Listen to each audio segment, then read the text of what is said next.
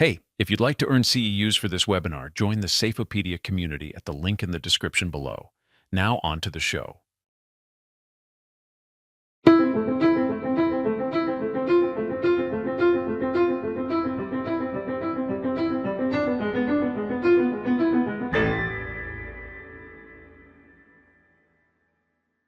All right, good afternoon, everyone. I am happy to join you today at Safety Connect.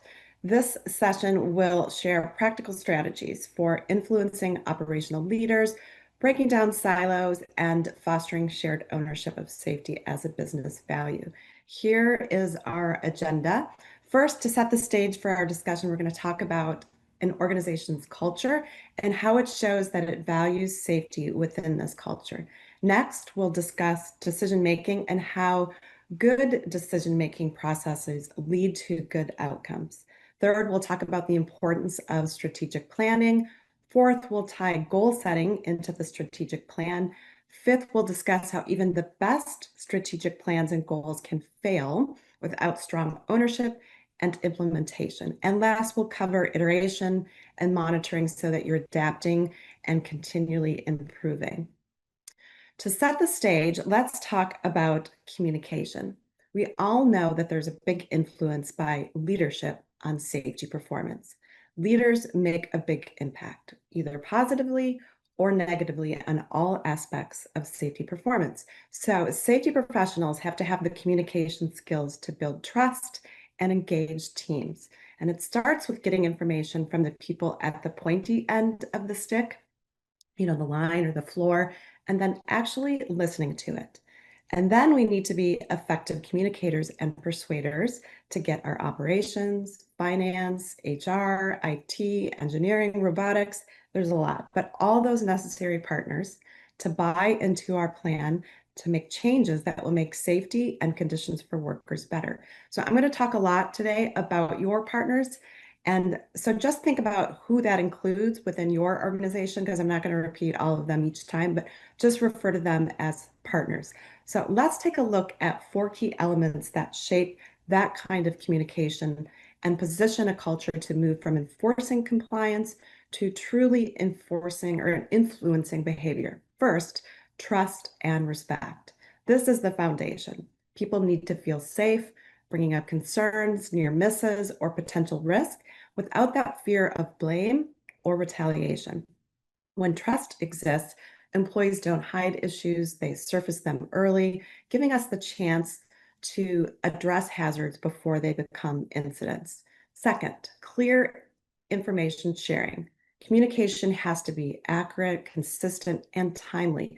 Whether it's a new procedure, a change in a control measure, clarity ensures everyone understands what's expected and why it matters. And clear information also keeps safety top of mind in daily decisions. Third, collaboration. Safety isn't a department. We know that. It's a shared responsibility. When teams collaborate, everyone feels part of the solution, and that's when we see engagement turn into action.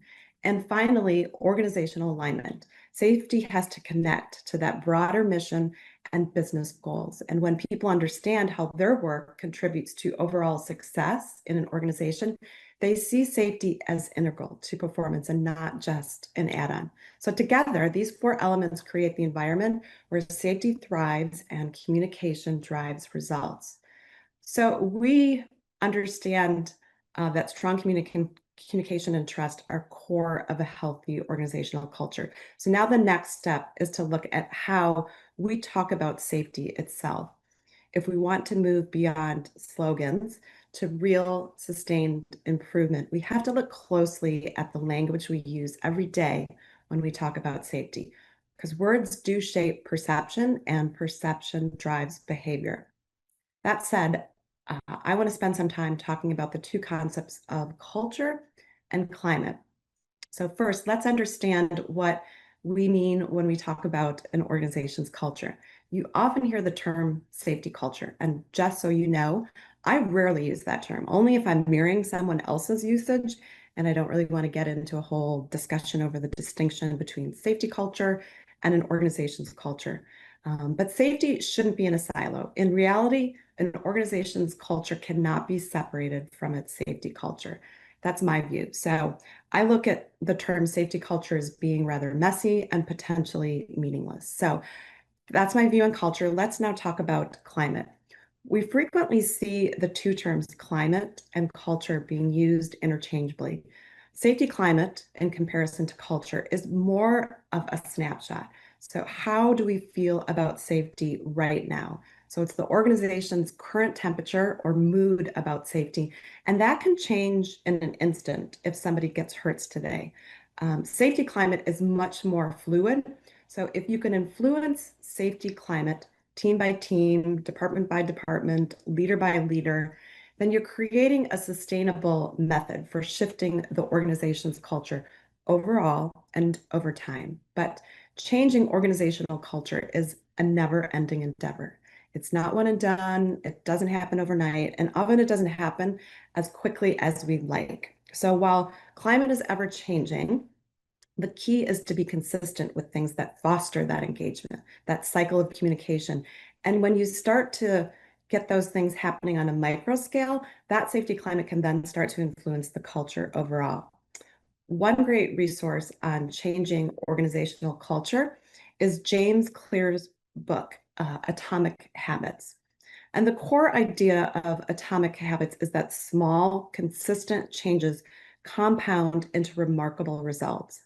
Clear argues that success doesn't come from massive transformations, but from tiny atomic habits, so these small behaviors that align with your identity and build momentum over time. So the idea is to set systems and mechanisms that naturally lead to safe actions. So his principles with my own spin on how they can apply to safety are: one, make it obvious, which means safety is unmissable in the daily workflow.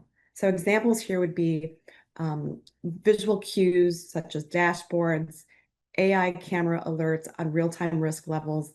When there's a trigger on visibility of hazards, there's this awareness that becomes habitual. So another example would be starting every meeting with a safety moment. And this cues that safety is the beginning of business discussions. Another could be post-incident boards that evolve from showing X days since the last injury into X days of continuous safe improvement action.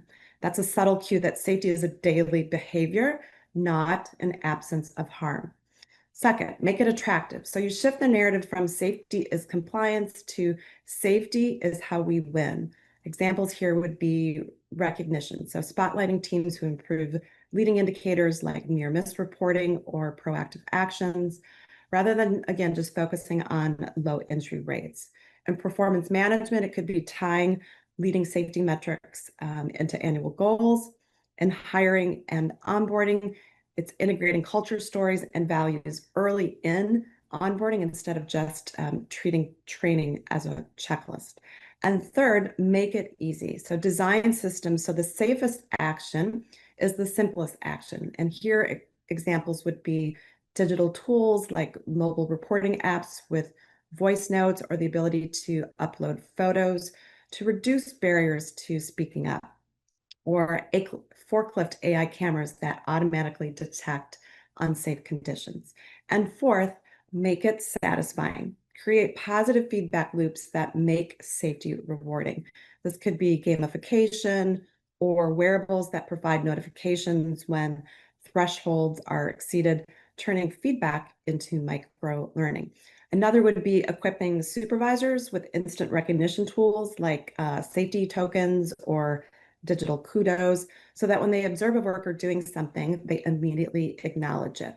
So this next slide just gives you some examples of atomic habits in action. A Kaizen fits perfectly into the ideas from atomic habits and cultural change. In fact, a Kaizen, it's essentially the organizational version of what James Clear calls atomic habits. We know that safety people are amazing problem solvers. We see problems and we know solutions, but it doesn't matter how good you think you are or your team is, you're only as good as the number of people that are going to follow you. So in order to get employees, the managers, senior leadership to follow you, you have to collaborate with them. So take an issue, do a Kaizen, and do some brainstorming. And then you take two or three of those ideas, and those are the ones you'll probably start working on, perhaps doing a pilot to test your project or theory. So this way, it's no longer what I want to do, it's what the team wants to do because they've done a lot of work on this already. They're looking at setup, designing the program, executing in the field, and that makes it easier when you implement because even if their solution wasn't picked, they knew they had a voice. And often, as long as people know that they have a voice, they're more apt to think, okay, this wasn't my idea. I disagree with the choice, but I'll commit. So we've just explored how lasting change begins with small, consistent actions, but creating an impact, that's about how we connect. And that's where Charles Dugan's book, Super Communicators, comes in. Habits build excellence. Communication spreads it. Super Communicators, this is a book, it's all about how we create understanding between people, turning good intentions and great ideas into shared meaning and collaboration. So, did you know that studies show that super communicators tend to ask 10 to 20 times the questions of an average communicator? And I don't mean the kind of questions where you know the answer and you're asking because you want to prove you're smart or back people into the answer you want. Now, these are really deep questions to show that you're listening. So ask questions because you really want to know what they think. And then maybe repeat what they say and ask, did I get it right? Is there something I'm missing? So once people feel that their audience is truly listening instead of just waiting for their turn to speak, that's when we start to feel trust. And it shows empathy, curiosity, and authenticity, all great things about being a communicator. So let's talk about what it really means to move beyond being seen as the safety police to being viewed as a trusted advisor, a true partner to operations. In safety, we often focus on compliance, right? Rules, regulations, reporting. But to have lasting influence, we need to move beyond enforcement and become integral to how the business operates. So that means helping operations succeed. So the first step here is to build those strong relationships with your operating partners. So schedule regular one-on-one meetings with these leaders. In fact, when you first take on a new role or new employment, the first step is to have one-on-ones with as many members of management as you can. And again, ask those kind of questions. What are your goals? What are your expectations of me? Even like, what does success in my role look like to you? And another one I like is, what do they see as their part in safety? Even if they say nothing, that's, your job, then you know that you need to start winning some hearts and minds, and you've got some work to do to make them recognize that you need to work together and you can't be the safety police. And of course, spend time walking on the floor. So you know operations, you see how work really gets done, and you listen to what's getting in their way. So listen, gather information so that you can make those connections to say that I'm here to help and to make this company safer. And also understand what success looks like for them, or what's slowing them down, what's working well, or what's getting in the way. Either way, it shows genuine interest. And when leaders see that you care about their success, they'll start pulling you into those conversations early before problems happen. And those positive relationships are really important because when you go to implement your thing, whatever it happens to be, it's harder to push back when you have built that trust with them. So when you tell them to do something, they're not looking at you as an adversary. And even if they disagree, it's hopefully a conversation. And if you're setting up your communication cadence right and your approval process right, you're more likely to come up with a way to make it work. So ideally, you've set it up so they can't say no to you because you didn't make that decision. They did, or their boss did, or their boss's bosses did. But to summarize, how we earn a seat at the table as trusted advisors is first, understand their goals. Every operation runs on a set of metrics, productivity, quality, customer satisfaction, cost, delivery, whatever it might be. Understand those goals so you can start connecting safety outcomes directly to the business value. Second, align with company strategy. Ask yourself how safety programs directly support the company's mission or strategic priorities. And if the organization is focused on efficiency, innovation, sustainability, understand where safety has its place in each of those conversations. So it's our job as safety professionals to make that connection visible, to show how safety excellence supports the organization's ability to deliver on its goals.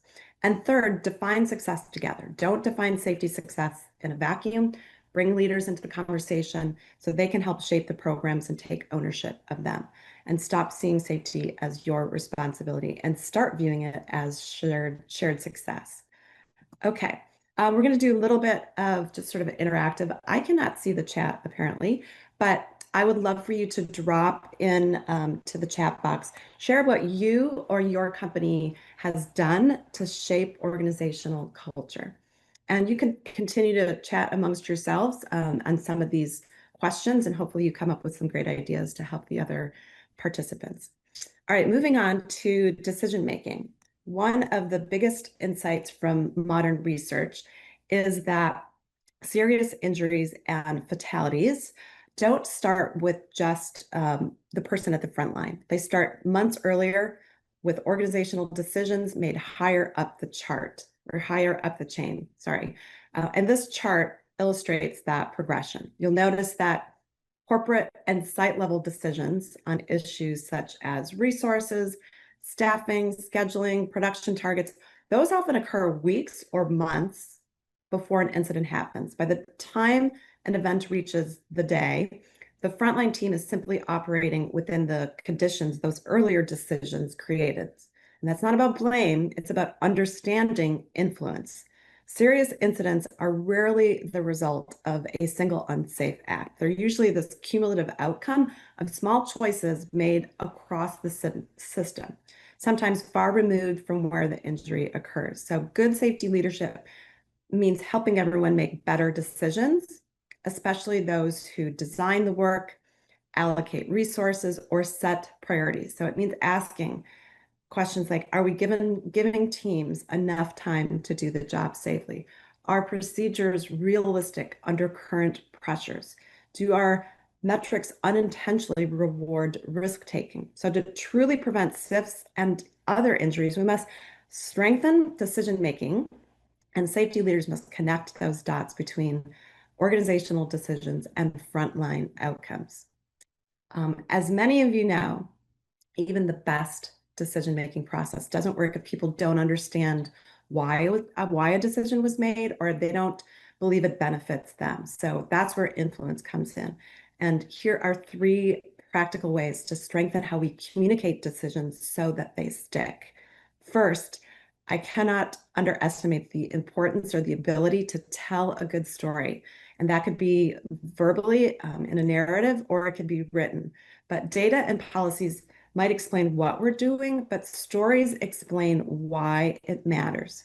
So in helping leaders make a decision, you need to talk about the issue and the solutions, possible solutions, in a way that tells a compelling story, a strategic story.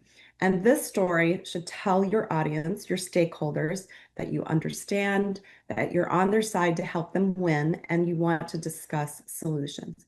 So second, think about what's in it for them.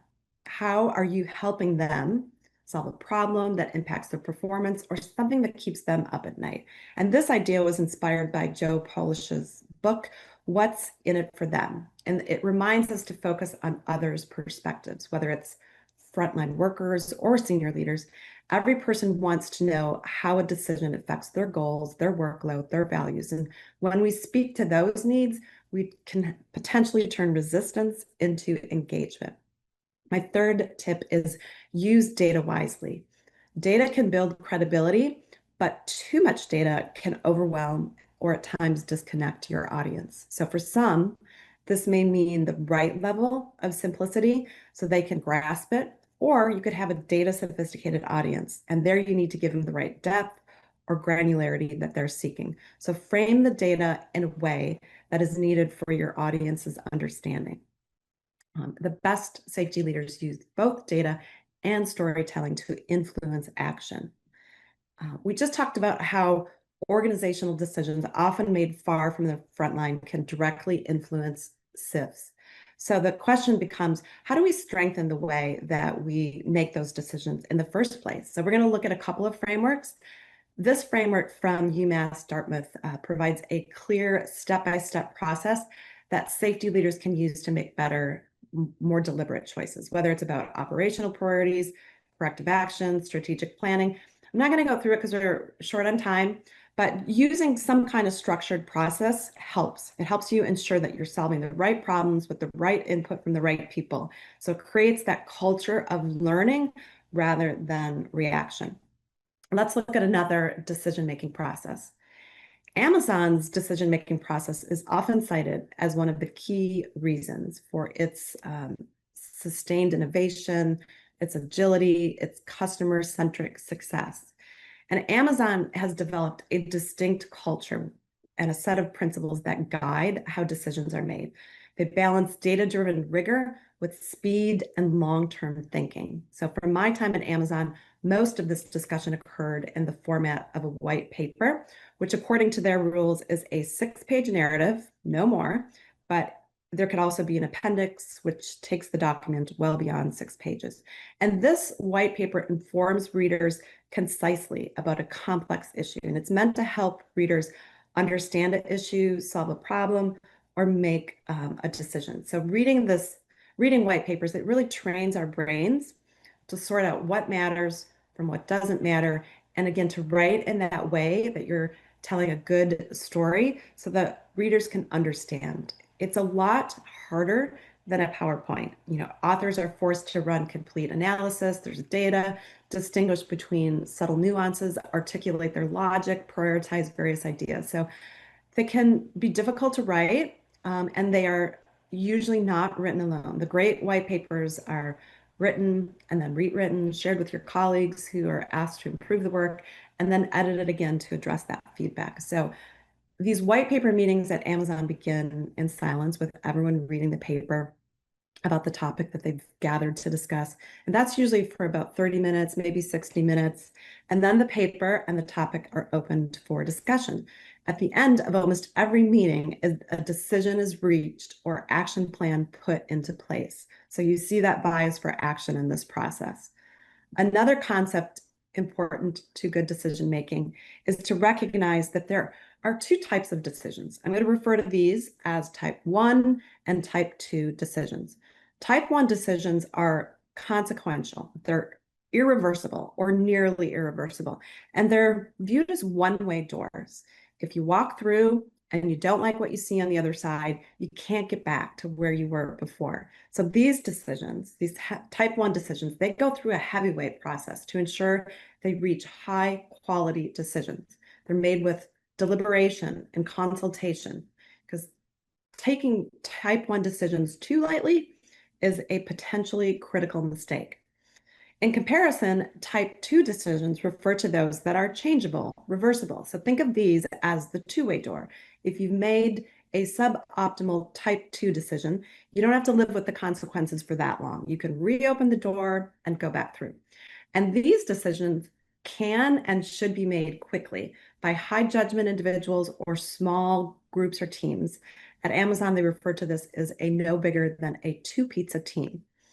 As a leader, you should identify type 2 decisions and delegate those when possible. Because no matter how hardworking you are, and I'm sure you are, and your top team is too, there's only 24 hours in a day. And as your business and your scope or scale continues to grow, if decision-making is concentrated at the top, eventually you and your senior leaders will become the biggest impediment to rapid growth. So this distinction between the 2 types of decisions, type 1 and type 2, is intended to conquer bureaucracy and analysis paralysis and improve, again, over time, people's judgment in decision making.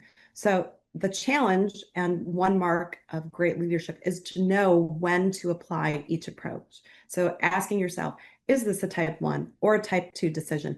And that simple question guides you into how much rigor, time, escalation is appropriate. And because learning is critical, Even quick decisions become opportunities for feedback and improvement. They fail fast when needed, but always capture insights. So turning each iteration into data that helps sharpen your ability to make the next decision. And this cycle of learning helps organizations evolve faster than the environment around them. We all have constant change, so we have to balance that speed, quality, learning, and judgment. And that is a leadership skill. So the best safety leaders and operational leaders know when to decide quickly and when to think deeply.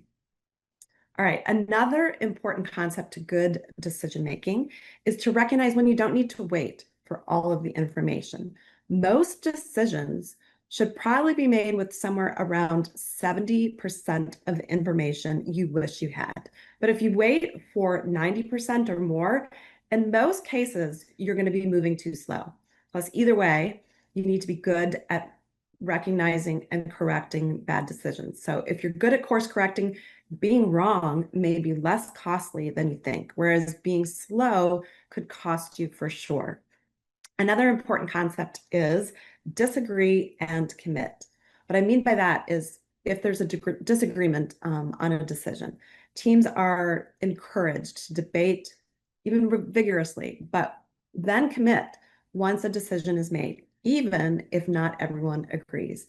This helps build trust. So people will have their herds viewed, but decisions won't be stalled. And again, that maintains that speed while avoiding endless consensus building. All right, next question for interactive discussion. Tell us how your organization makes quick, good decisions.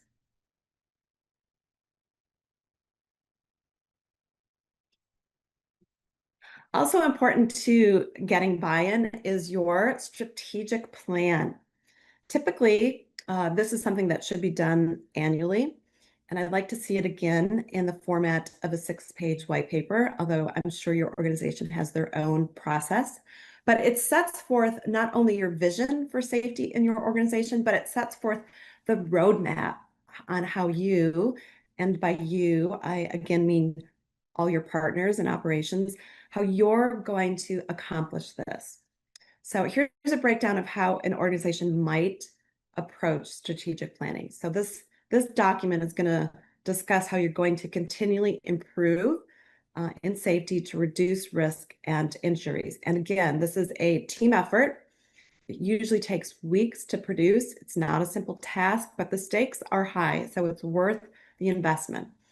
At Amazon, it culminated in a meeting in which there was a team representative, team members who presented the plan in front of their peers and partners and leadership. And it was not unlike a thesis defense. At Amazon, this planning wasn't done in isolation. It was a team sport.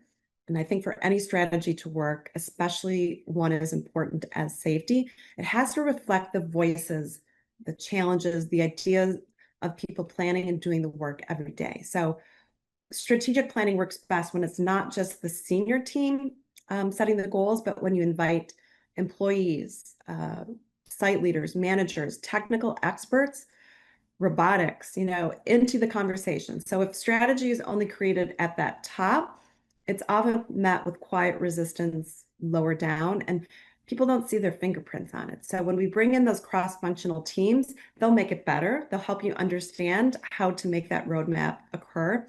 And that's when plans also become fully supported. I think there are a few key elements that make this kind of planning successful, and they are reflected here. Industry trends, so constantly scan for what's changing. So technology, systems, regulations, customer expectations. Today, AI. So we anticipate where risks are headed. Risk assessment. Use data and predictive analytics to find potential issues before they turn into incidents. Calls to action. The plan has clear ownership, who will do what, by when, how we're going to measure progress. Technology, again, looking at tools like AI, real-time risk identification and analytics to transform how safety decisions are made. And I also like to see a moonshot vision. Just like other parts of your organization, you should aim high and set some bold goals on your journey to where every associate, every employee goes home safe every day. So depending on your operations, your organization, this document might cover topics such as those that I've listed on this slide. And so the next interactive question is, tell us about how your company does strategic planning. What's working? What could be better? Um, Drop it into the chat and continue the conversation. And next, we're going to move on to goal setting. So we're going to move from strategic planning into goal setting. So think of this as the point where our big picture vision that you set forth in the strategic plan, it now becomes tangible.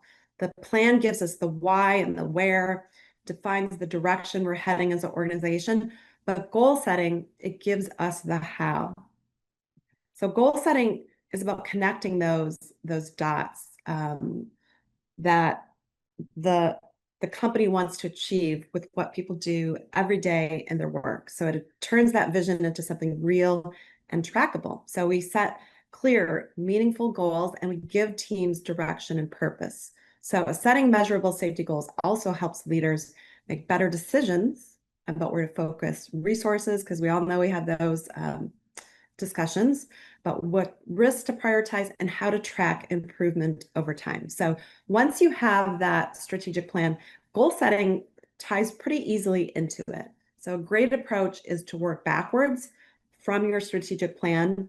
What goals are needed to deliver on that plan and to measure performance along the way. And again, these goals need to be owned by or in partnership with operations. There might be some that are specific to a business unit, and there could be others that are owned across the entire enterprise and by the most senior leaders of various teams. So once you've established the importance of aligning our safety goals with our strategic plan, the next step is to make sure that those goals are actually actionable. And that's where the SMART framework comes into play. SMART goals translate big ideas into clear, achievable goals. Each letter stands for something specific, measurable, achievable, relevant, and time. So these ensure that our goals are structured in a way that delivers real progress. So in safety, it's probably going beyond something like reduce TRIR by 10% year over year.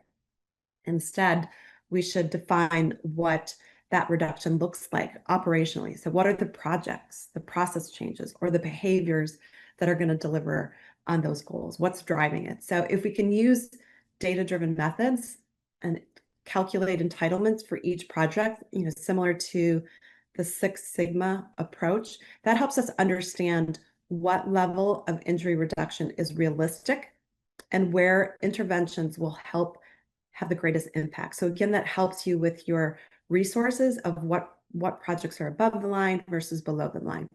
But ultimately, SMART goals take safety from something aspirational to something that can truly be embedded in operations, in every project, every team, and the metrics that define success.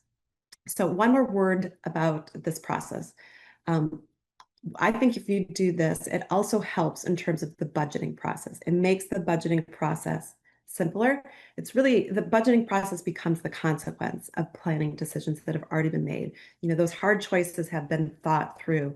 The question of which team or unit gets what or how much is not as important as what activities are going to be funded. So taking our next interactive question up, tell us about your company's EH&S goals and how you set them. What do you find that works, and perhaps what could be better? All right, now we're going to move on to ownership.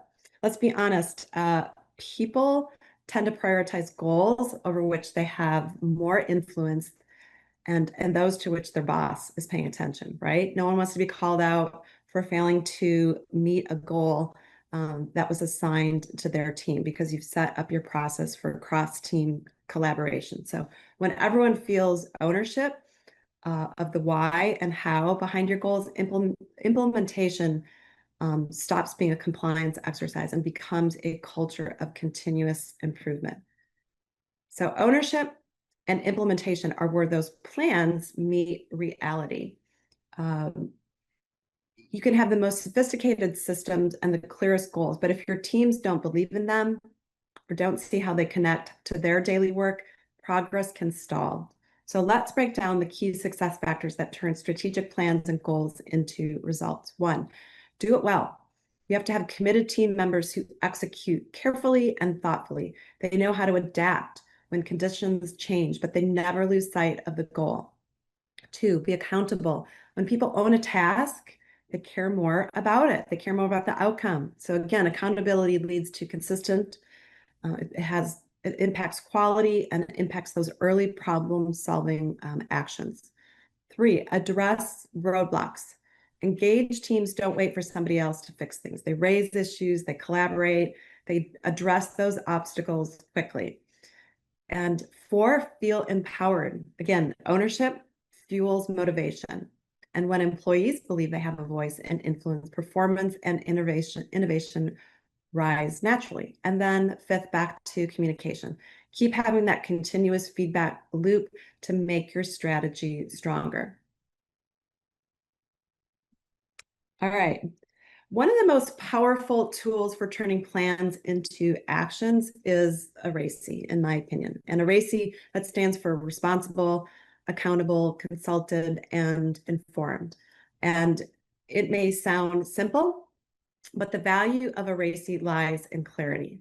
It clearly defines who does what, who makes the decision, who provides input, and who needs to know the outcome. So when roles are unclear, teams can get stuck in one of two traps, either duplication of effort or gaps in execution. And a RACI is intended to try and prevent both of those. It ensures that every goal, project, or initiative has a single point of accountability while still engaging the right people for collaboration and communication. So here is a sample RACI in safety. It's pretty basic, but gives you an idea.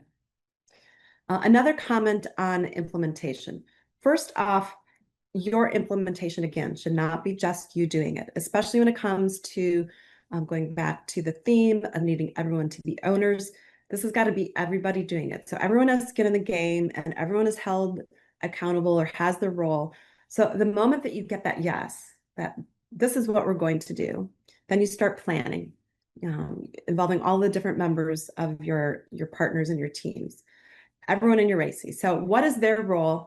And make sure they understand that it's not just you doing it. So I don't have time to go through everything on this next slide today, but as you think about ownership, ask these questions to make sure you're thinking about the broader teams, your stakeholders, and what their role is in implementing and owning the plan. Once we've established ownership, so where everyone knows their role, they feel accountable, they're empowered to act, the next critical step is to make sure the plan stays alive. So too often plans can look great on paper, but then they lose their momentum once execution begins. So that's why monitoring isn't the end of the process. It's how strategy becomes this cycle again of continuous improvement.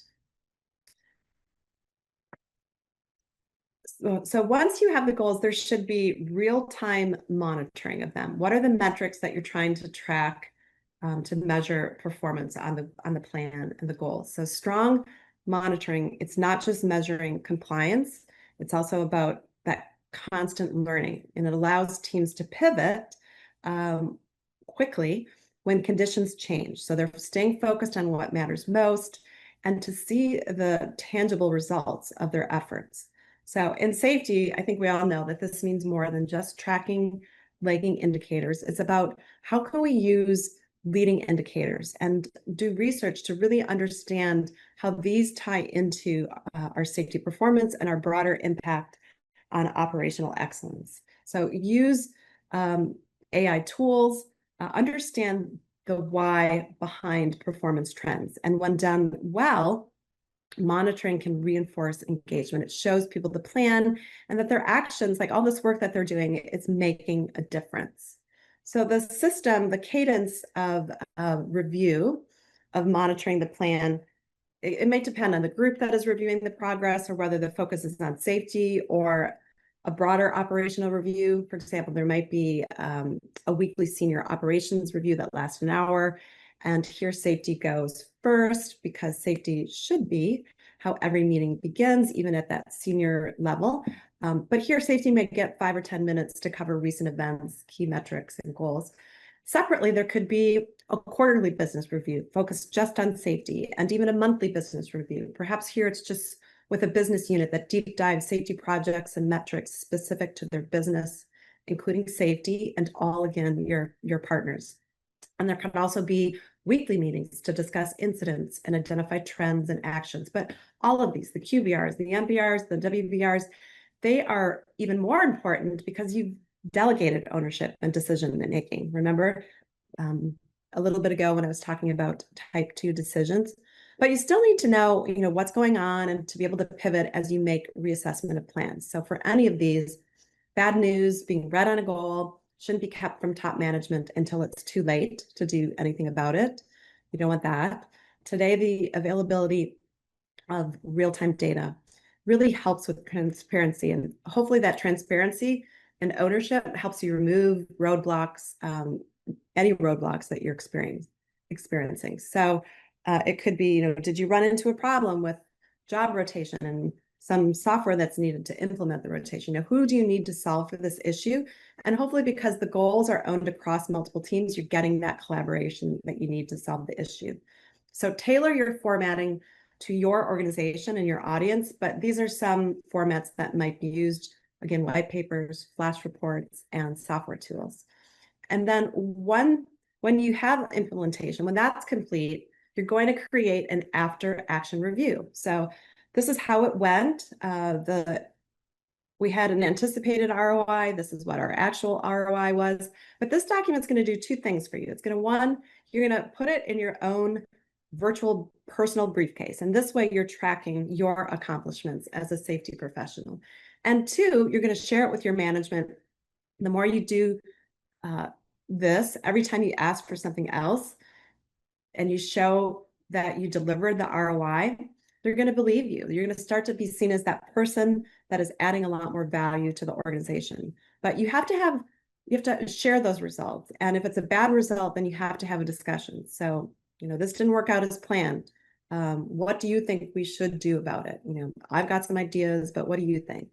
So again, you want them to be invested in owners and pivot if course correcting is needing.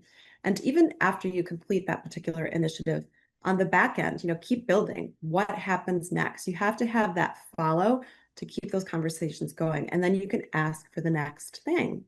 In a great book, Generating Buy-in, the author Mark Walton notes that the best supporting evidence for a story or message about the future is a credible, real-life example from today. So use those wins to build on your strategic story for tomorrow. So the last question for today is, how do you get your team to take ownership of plans? What methods do you use to check progress? What report styles work best? How often do you report? So that is it for my presentation. And back to you, Brian, to see if there's anything else before we wrap up.